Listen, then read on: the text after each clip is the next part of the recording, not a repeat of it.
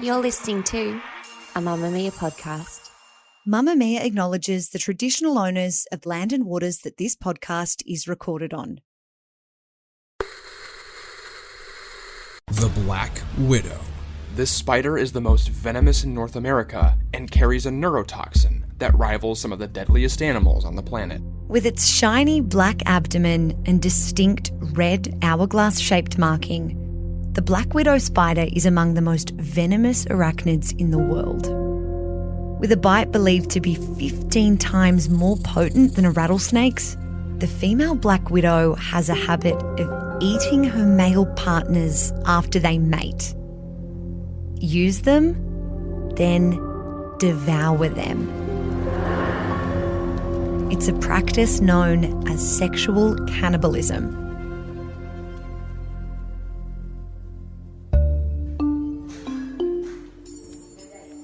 In 2001, Adelaide housewife Michelle Burgess met Kevin Mathews at the local tyre repair shop he owned and ran. From the moment she laid eyes on him, Michelle wanted Kevin. But there were two things standing in her way: her husband Darren, who worked for Kevin, and Kevin's wife, Caroline. But it didn't stop Michelle from seducing the father of three into an affair. As Kevin maintained the appearance of a healthy marriage to Caroline and a contented lifestyle in the suburbs, he spent his spare time fantasising about the possibility of a future with Michelle. As Kevin grew more and more consumed by her, Michelle grew ever more powerful over him. Sexually, emotionally, psychologically, Kevin would do anything for her. It was exactly where Michelle needed him. Their blissful forever was just around the corner. But first, they'd need to kill their two spouses, cash in the life insurance, and live happily ever after. As Kevin drew up two murder contracts at Michelle's request, she was juggling another relationship with a career criminal, David Key. David thought he'd found his soulmate. Michelle knew she'd found her hitman. As Michelle planned her future with Kevin, she was filling David's head with false hope that he was her romantic priority. Kevin, meanwhile, had become convinced that Darren, Michelle's husband, and his wife, Caroline, needed to be taken out. And David had become convinced he was the man to do it.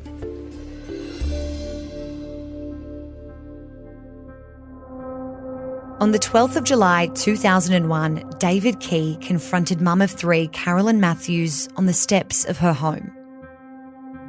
Kevin was at the video store at the time with the three boys, a planned distraction which left Caroline home alone. She came out of the front door with some recycling when she was confronted by David Key.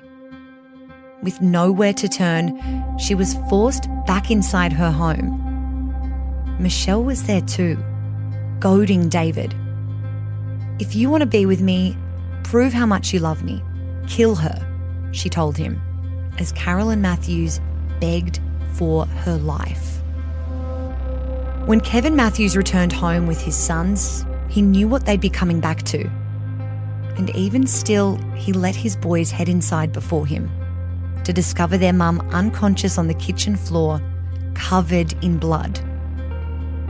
Shane Mathews, Caroline's son, was just 13 years old. He dialed 000 straight away. We need an ambulance, quick! What's happened there? Her wrist is slashed. Okay, is there a lot of bleeding? Yes, there is. How old is she? How old is she? That's not a pulse. It was too late.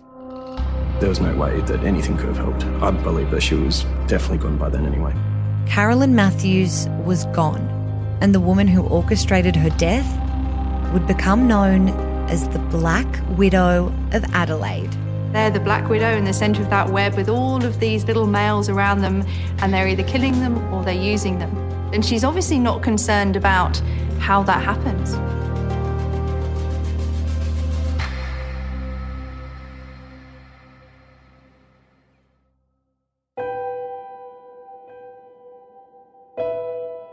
I'm Emma Gillespie, and this is True Crime Conversations, a Mamma Mia podcast exploring the world's most notorious crimes by speaking to the people who know the most about them.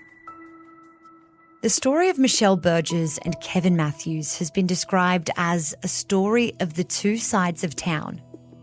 The safe, middle-class existence of the Mathews family in suburban West Lakes, Adelaide, and the chaotic and disturbed world of Michelle and her hitman boyfriend, David Key. For Michelle, and female psychopaths like her known as Black Widows, Kevin Mathews was the whole package. He made more money, had a better house in a nicer part of town, and lived a better life than the one her husband, Darren, had tried to give her. In 2001, Michelle Burgess and Kevin Mathews plotted to take two lives. And while they'd only see through one half of their twisted plan, before they could kill again, they received two of the longest non-parole periods in South Australia's history. Today's episode is an examination of female psychopathy, using the case of Michelle to interrogate the actions and mentality of female killers, or Black Widows. And when it comes to understanding the criminal mind, Tim Watson-Munro has a better grasp than most. He's a criminal psychologist with nearly 45 years' experience. Starting his career at Parramatta Jail in the 70s, Tim has gone on to assess over 30,000 people, including some of Australia's most notorious minds. Joining Tim is Dr. Xanthi Mallet, an internationally renowned forensic anthropologist and criminologist who specialises in behavioural science as well as DNA and craniofacial biometrics, examining how the misinterpretation of forensic evidence can shape the justice system. The pair have worked together on multiple true crime documentaries and projects in the past, and this year they've come together for a new podcast called Motive and Method, where the science of the mind meets the art of investigation. Tim and Xanthi join us now. To start with, what is a Black Widow? Where does that term come from? Well, Black Widows is a sort of generic term given to psychopathic women who either kill or organise other men to kill other men. It's generally driven by profit, although I think the psychodynamics behind it are probably more complex than that. Black Widows, of course, as spiders, tend to eat their partners, so I think that's where the term came from. One of the points of difference Xanth and I have is, the idea of the female psychopath. Xanth feels they're different to men psychopaths. I think that the common ingredient to all psychopaths, which is not a term that's used so much these days, these people are now described as individuals with an antisocial personality disorder. These people are individuals who have no remorse, they have no insight, they have no empathy, and consequently they're, untreatable. Yeah, and I agree with Tim that psychopaths have those common traits, males and females. I just think the way that it presents itself and the way they interact with other people is sometimes different. And I think male psychopaths are often very charismatic, they're very calculating, and so are the females, but males are more likely to kind of act themselves, whereas the females are generally more manipulative, would you say, Tim? They're more likely to coerce and manipulate somebody who's psychologically vulnerable into doing something for them, and that's where the Black Widow element comes in. And females are more likely to use emotional blackmail. So they may self-harm, for example, but not because they're genuinely emotionally distressed as a release. It will be a controlling mechanism to make somebody sympathize with them and kind of control them through these behaviors. So I think there are many similarities, but I think the women are just a little bit more overtly manipulative than the men. I agree. I've assessed over 30,000 people in my long career, and amongst those 30,000, there's been a high percentage of psychopaths, mainly men, but women as well. The male psychopaths manipulate as well, but they use different mechanisms. And I've interviewed and assessed a number of so-called Black Widows, women who have manipulated and beguiled men into killing other men on their behalf. And I think one of the primary differences is that those women use their sexuality as a weapon. They tend to prey on vulnerable men, and then the person feels he's in love with this individual.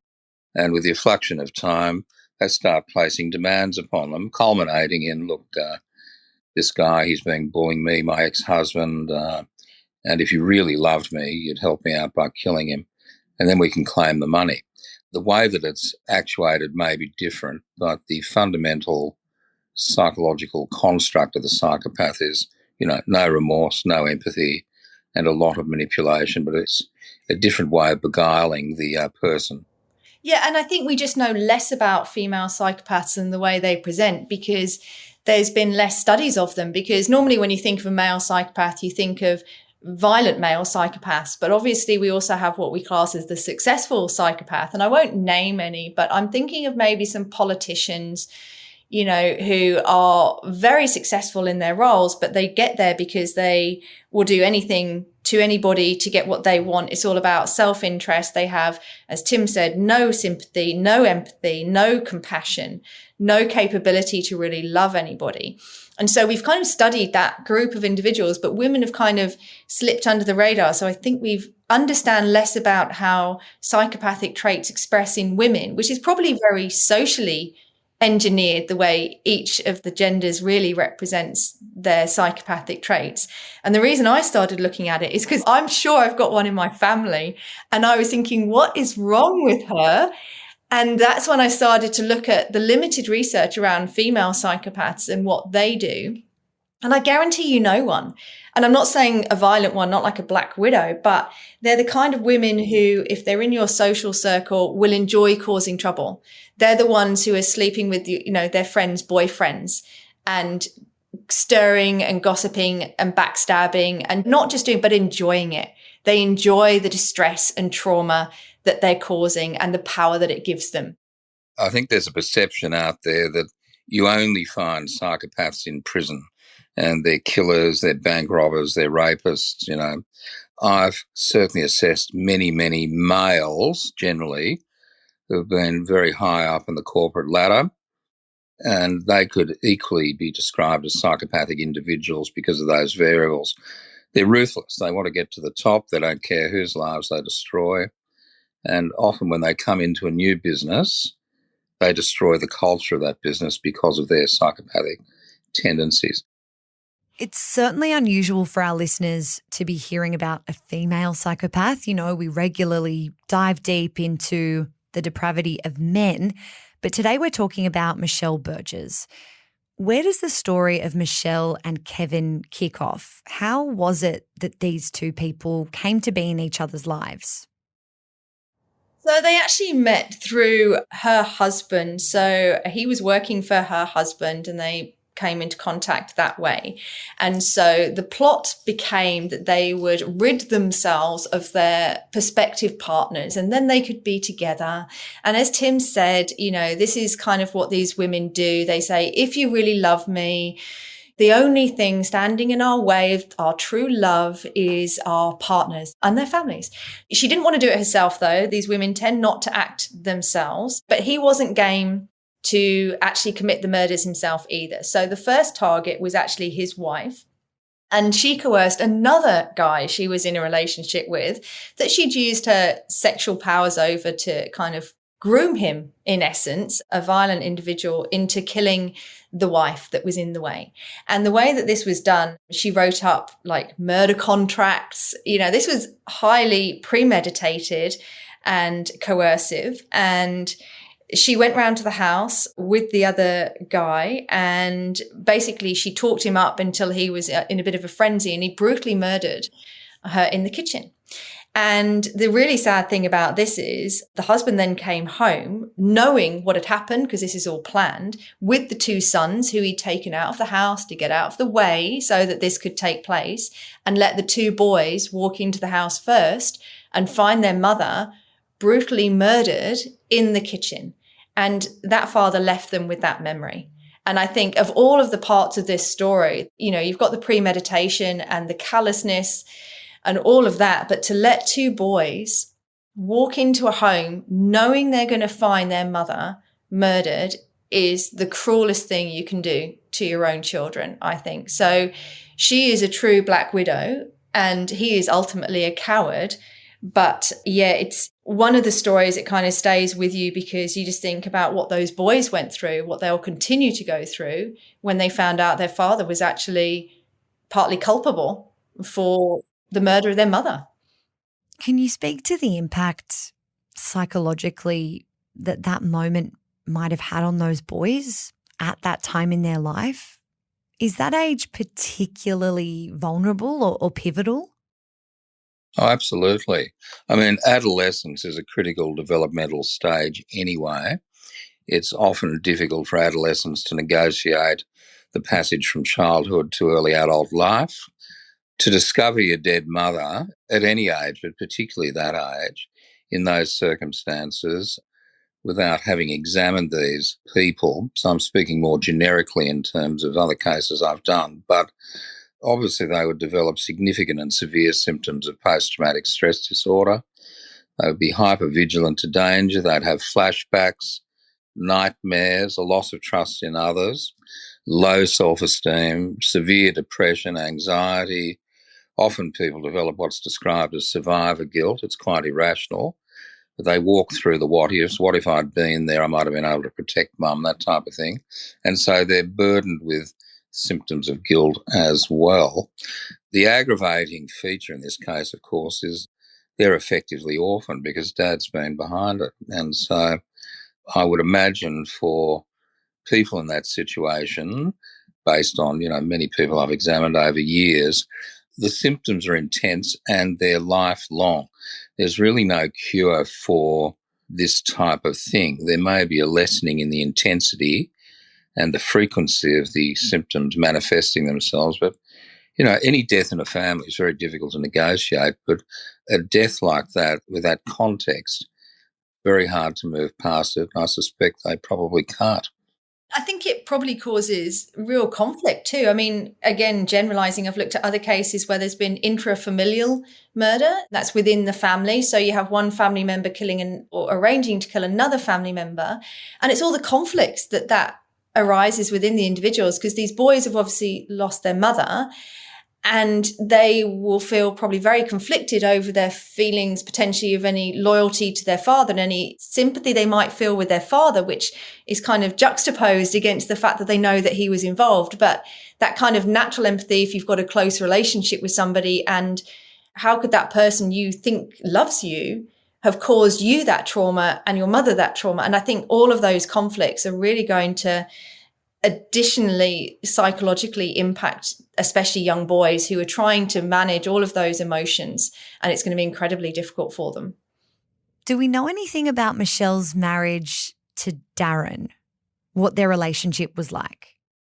Yeah, I mean, I don't know too much about their relationship. I don't think that it was on the rocks or anything like that. And I think as far as he was concerned, obviously all marriages have ups and downs, but certainly she would have had other affairs. She would have been involved with other men. So I think she had probably coerced him in the same way that she's coerced all these other men. So he will probably have been blind to many of her characteristics, because you've got to remember these people are very good at hiding their true selves. They're chameleons, basically. And Tim will have seen this too. When you talk to a true psychopath, they're very good. They wear what I describe as a mask. So normally they have this mask on to the world and they're very good at controlling what other people see.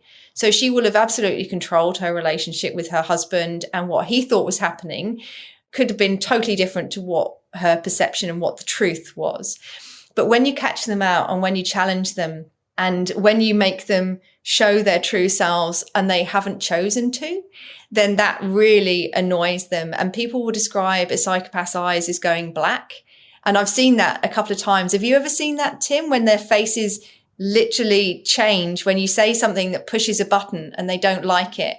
The mask drops. You see the true self for a moment before they can gather themselves and hide again. And it's like, there you are. I saw you. And there's that moment between you when they know that you've seen their true self and they don't like it. I mean, one of the great skills that psychopaths have, men and women psychopaths, is that they can mirror the behaviour of the people they're dealing with to develop rapport with them. They have a great capacity to zero in on the vulnerabilities of the individual that they're dealing with, self-esteem, sexual needs, all those sorts of things. And as Xanth described earlier, they're generally charming, affable people, highly manipulative and so on. They're always on the prowl, these people, and they'll move from one victim to the next, to the next, to the next. And that's kind of how it develops. Would you say then that it's likely in her marriage to Darren, before this affair with Kevin, which, you know, may have been the 10th, may have been the 1st, may have been the 100th, that Darren never really saw her without that mask, that he perhaps never knew the true version of Michelle? I think people are often too close to these relationships. And as we said, they're very good at putting on a front. And so, yeah, I wouldn't be surprised at all if he had no clue. And you've got to remember, most people are not good at picking up the signs of psychopathy. I mean, Tim would spot it at 100 meters. He'd smell it out. And once you know the signs, you can spot it much more easily. And I think I'm quite good at it now, but most people aren't. And you'll probably pick up on little things like Tim said, they're really good at mimicking and reflecting normal behaviors. But they give themselves away often because there'll just be something that's not quite right, a tone that's not quite right, a look that doesn't quite match what they're saying, because they're not genuinely feeling these things like sympathy or remorse or empathy. So what they're trying to do is copy what they think is right, but sometimes it's just not quite perfect. And that will make the average person or somebody who's reasonably intuitive just go, something's wrong. You know, I don't know what it is, but I can just feel something's a bit off. Whereas Tim would look at them and go, yeah, I know. I know everything about you from that one look on your face. But for the average person, they may pick up on little hints and feelings, but they won't be able to consolidate that and solidify it into there's a problem. This person isn't quite as they seem. It's that kind of intense reaction, and that's that sort of counter-transference process that we're talking about. And it's not just with psychopaths, you get it with people with all sorts of conditions. But there's often an over-familiarity. The thing about these people, getting back to women psychopaths, black widows, they will often love bomb the victim. So they will shower them with affection. They will tell them, you know, they're the best person they've ever been with sexually. They make them feel very powerful and masculine. And they can turn from adoring partner to righteous avenger very quickly if they don't get what they want.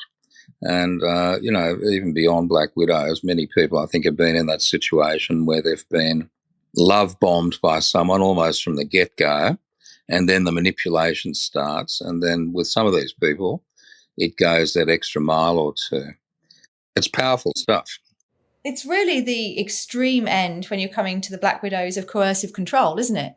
Because if you look at coercive control and how that can lead to domestic violence, it's really the same thing. It's the engendering kind of trust and love and positive feelings. And then the insidious behaviors begin, the jealousy, the control, the manipulation, the financial control, sexual violence. You know, it all builds from this foundation of getting somebody in a position of vulnerability and then taking advantage of that. So I think coercive control has some of these elements as well.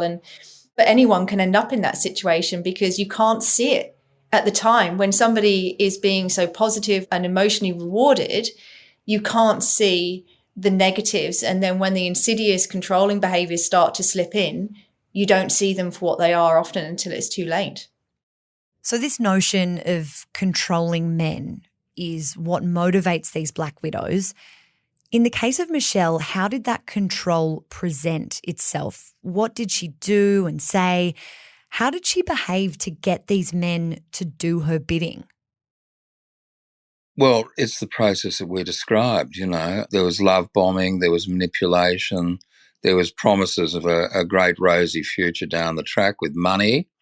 And if only we can get rid of the obstacles that are obstructing that, we will live happily ever after. Now, I mean, it's clearly delusional thinking, but it's not based in psychosis. These people are bad. They're not mad.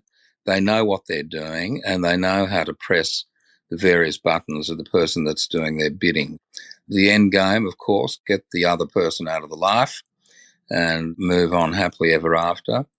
The kids survive. Probably she becomes a stepmother. And, you know, who can project what might have happened in the future? But it may well have been that some years down the track or sooner, he too may have become a victim because they don't stop. It's exciting for them as well. It's not just about money. Do you think there were any genuine feelings there? I guess I'm trying to understand whether or not, you know, this was all about control and getting what she wanted, or if Michelle might have at least had some kind of connection with Kevin.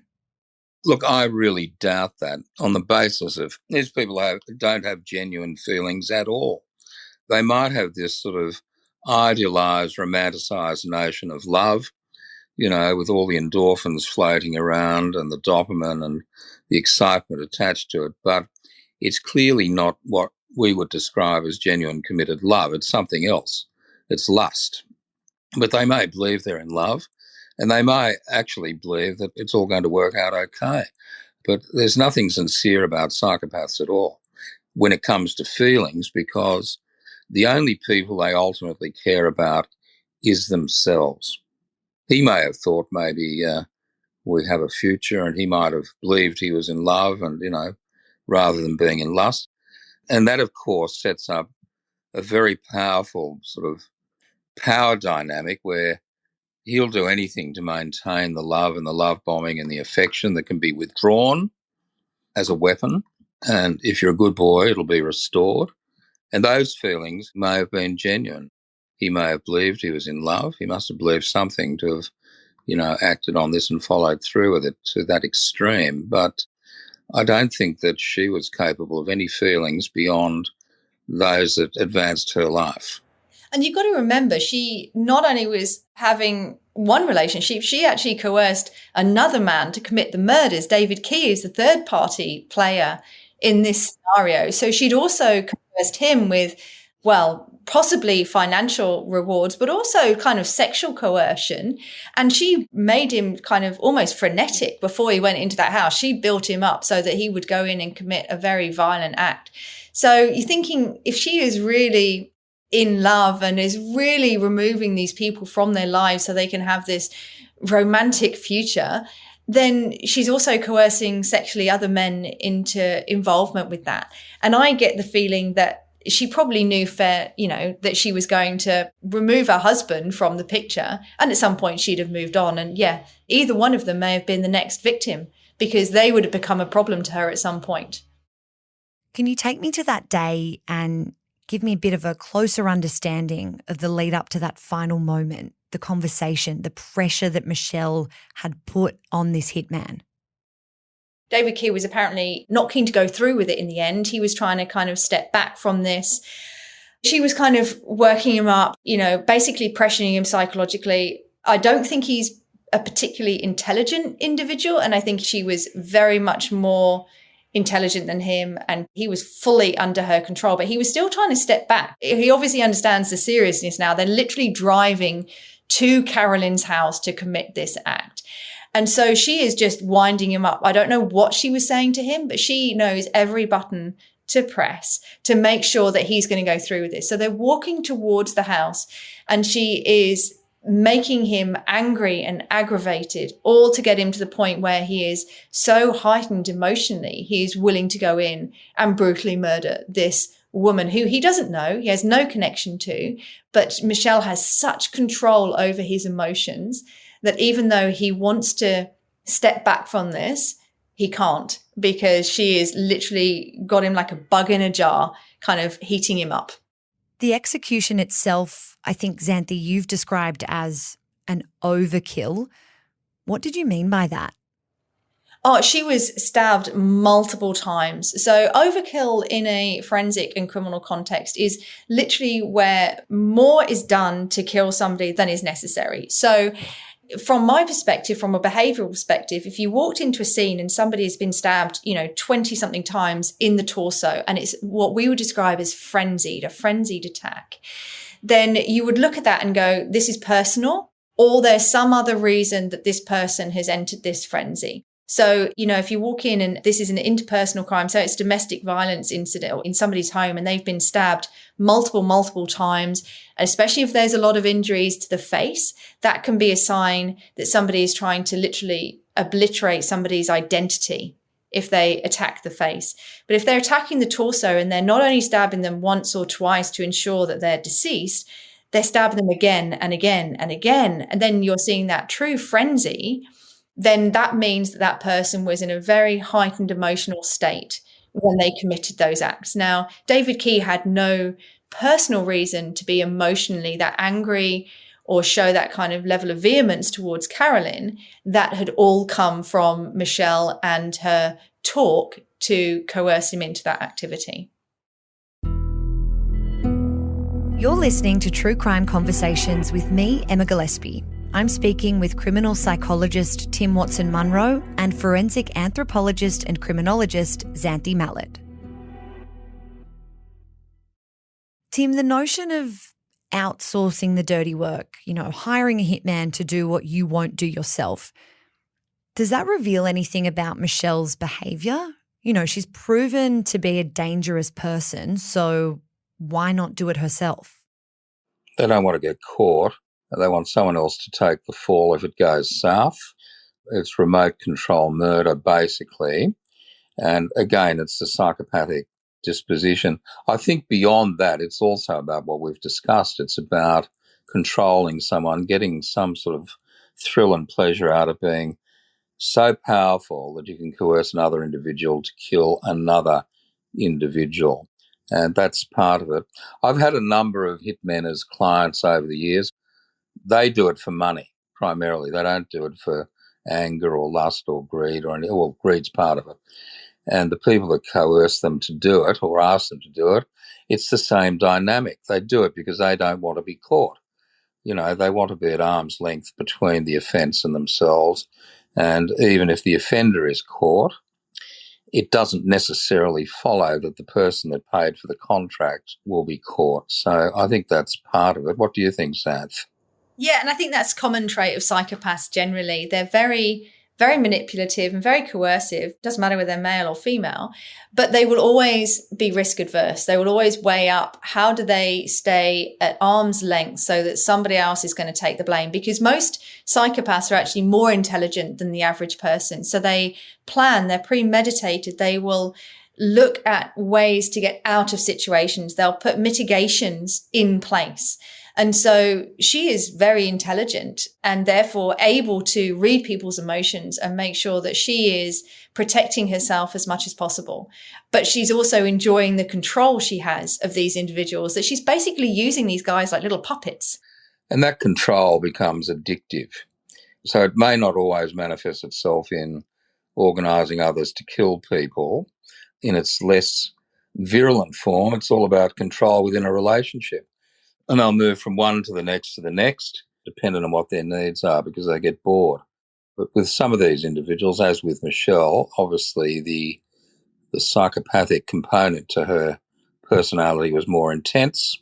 I mean, how anyone could organise that, particularly where there's children involved. And I'm a pretty hardened old soul after all these decades at the coalface.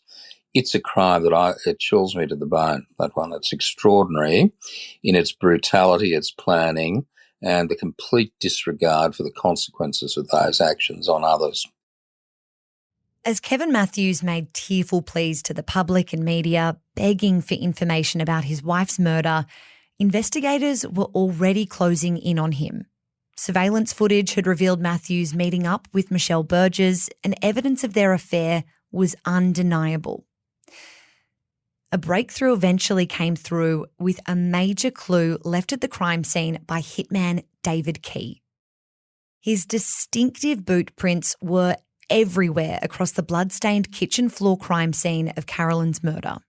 David Key had been bragging about the hit to friends, and he was finally arrested when police pulled him over for speeding, wearing the same boots he'd used to kill Caroline Mathews. A short time later, the hitman confessed. He told police he destroyed the murder contract Michelle drew up by eating it in a sandwich. But the contract for the hit on Michelle's husband, Darren, was still very much in existence. And once they had it and Key's confession, police arrested Michelle Burgess and charged her with Caroline Mathews' murder. They literally had a contract. She did up all these documents with photographs, with where people went and when and their movements. So she was also kind of controlling them in that sense of psychologically, they've literally physically signed a contract, which is one of the ways they got caught out, because he had this murder contract on him. And this was actually found by the police. And so she was very clever in the way she manipulated these people. But I think that anyone in her life, she would have had total domination over. Otherwise, she wouldn't have had them in her lives at all, because you see that as a pattern with these individuals. They will allow people into their circles who they can control. But if they can't control you and you're a problem for them, they will either reject you from their circle or, worst case scenario, actually kill you, if you become enough of an obstacle to them. So you're either in because they can use you and they can control you, or you are very out and potentially at risk. Did the murder contracts reveal anything about the price, the dollar amount? How much does it cost, or what is it worth to someone to take a life? And Tim, in your experience, having spoken with hitmen, what motivates them? Is it money? Look, generally it's not a written contract because that's evidence. It's often about agreeing on a price. There's been cases that have been described in the media where hitmen haven't been paid the full amount. It might be putting a deposit on a car, I'll pay you so much now, and on completion of the contract you'll be paid the balance, and then after the person's dead, it's very hard to chase the money. So from my experience, I'm not aware of written contracts because that would just be, gormless beyond belief. It's just another bit of evidence. But of course, I think in this case there was a contract, and that was part of the evidence that brought them down. Yeah, I don't know if there was a dollar amount actually attached to that contract, but I think with generally these things, people have different prices, don't they? So what is $50 to one person is not $50 to another person. And so somebody who's a true hitman, they will be skilled, they'll be recognized, people know who they are in those kind of darker circles of the world, and they will have a price depending on complexity and all of that. Whereas the interplay between the relationship with David Key and Michelle here, I think, adds another layer of complexity to that. So I don't know what dollar value he put on it, or what other promises she had made him, or in what other ways she had coerced him. And I'll just leave that as a kind of open statement. But certainly she was very sexually coercive. And often these women are not what you wouldn't necessarily look at them and think they're like super attractive.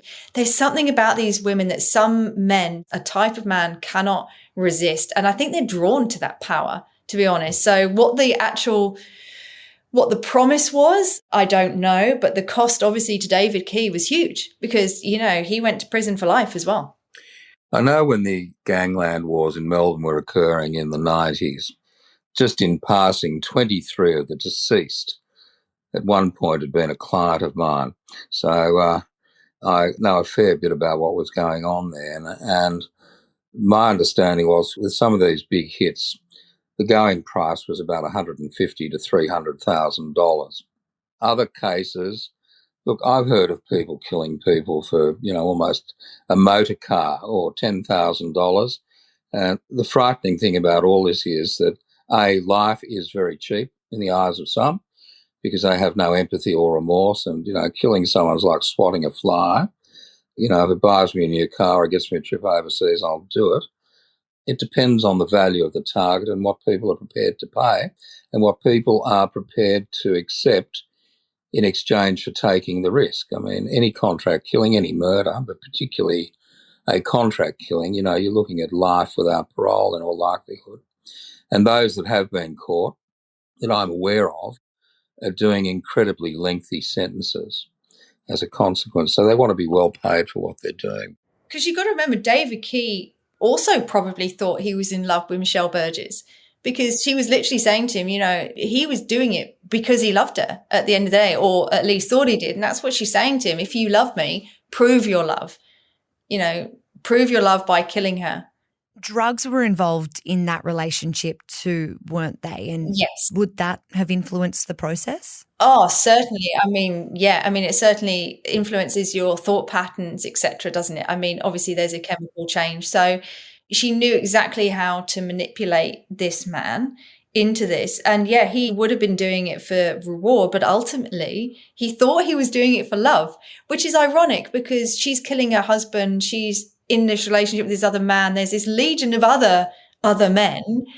And yet he thinks that this is love. You just got to wonder what is going on in these men's brains when they're dealing with black widows, that they don't see that they are just a pawn in these women's games. I agree with that, but it happens in a lot of relationships. And it's a bit like, it's an analogy I use. It's not original, but it's like cooking frogs. You put them in cold water, you gradually turn up the temperature, and all of a sudden you've got a cooked frog. I'm sure a lot of these people don't understand at the time that the relationship commences that there's an end game in the mind of the other person, which is going to be that they're going to be asked to kill somebody. It's like, picking up your first drink. For a lot of people, do they really think they're going to end up an alcoholic? I think with these people, they go into it, they're very naive, and they love the love bombing, they love all the excitement surrounding it, but by incremental steps, their behaviour and their attitude and their thinking is changed and shaped, and then they're in way too deep and they can't get out because they don't want to give up the relationship. So when you think about it, it's crazy thinking. It's not psychotic thinking.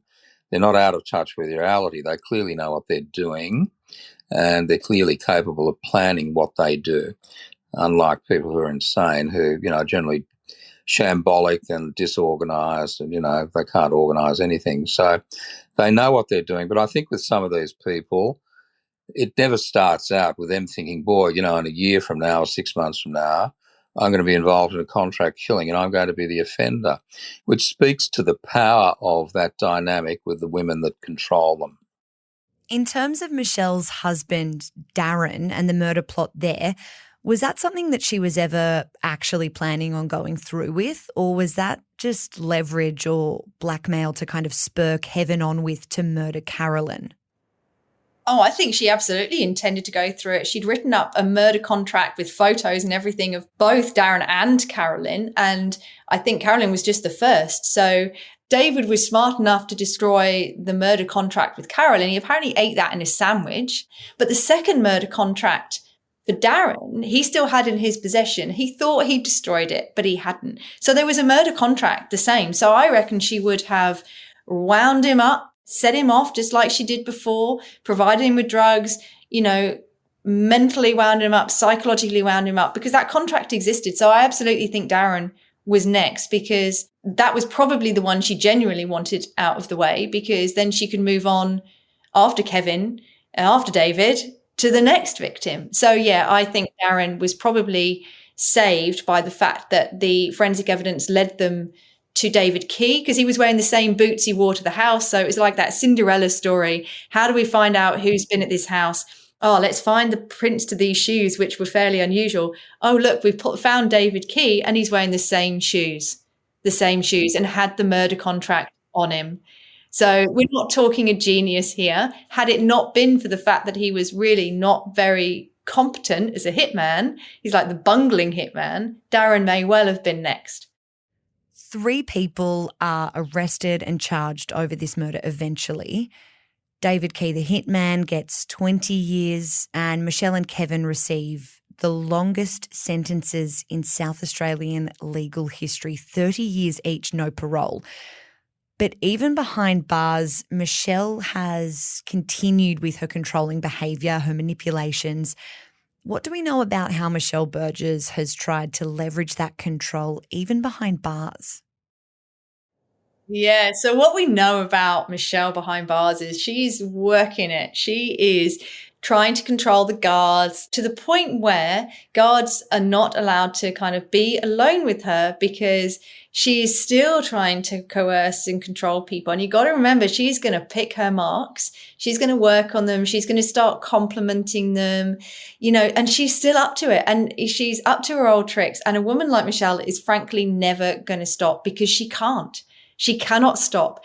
And so any man who is of a type that is going to fall for this, that needs a bit of an ego massage, Michelle is going to be wiggling her way in there. So yeah, some guards are not allowed to deal with her at all because she is just too manipulative and she can actually get things from these people to assist her inside. So she has to be kept away from them and they're not allowed to see her on her own. It's really quite extraordinary. And that's the point. In any context where they've got a bit of wiggle room, these dynamics come into play.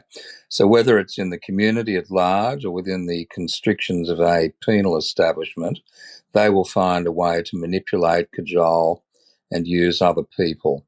And so my final comment on that is it just proves the point they never change. They have no insight. There's no remorse. She's now in a different environment, but she's working out the best way to play that environment to her benefit and to the detriment of all around her.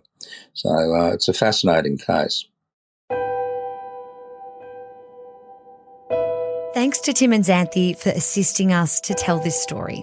If you'd like to hear more of their conversations about what really makes offenders behind some of history's most notorious cases tick, you can find a link for their new podcast, Motive and Method, in our episode description.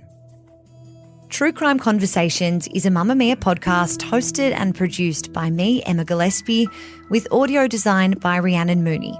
Our executive producer is Gia Moylan. And if you have any feedback about today's episode, or maybe you have an idea of a case we should cover next, you can get in touch with us via email at truecrime@mamamia.com.au. Thanks so much for listening. I'll be back next week with another true crime conversation.